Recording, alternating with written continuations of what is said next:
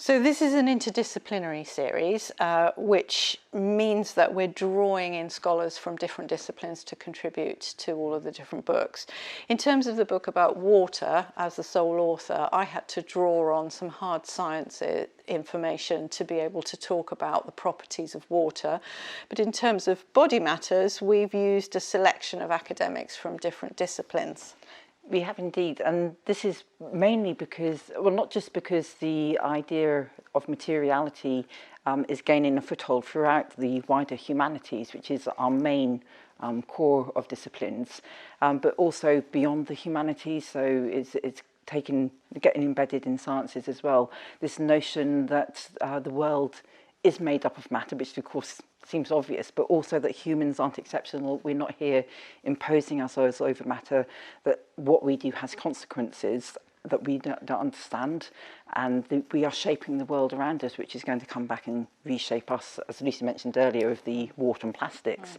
So we are really drawing upon as wide a cohort of colleagues as possible to make sure that our books have meaning and relevance across the wider academy. So across the disciplines, and they do act as textbooks for university students and school students as well.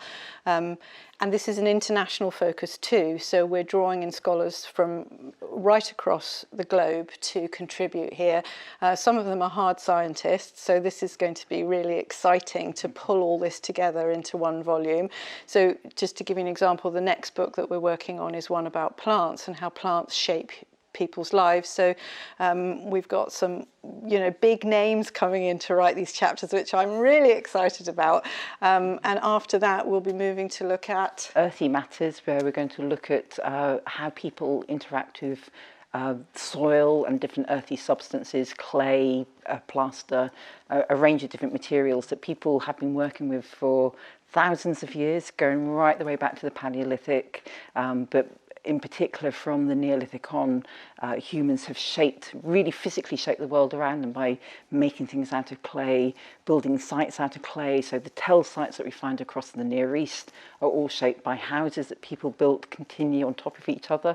So what we're trying to do is to give this longue durée perspective of people's interactions with the environment, but also to show what's happening now in the world, in different cultures, in different places, but that all people are behaving in similar ways and are being provoked to behave in particular ways by the materials that they interact with.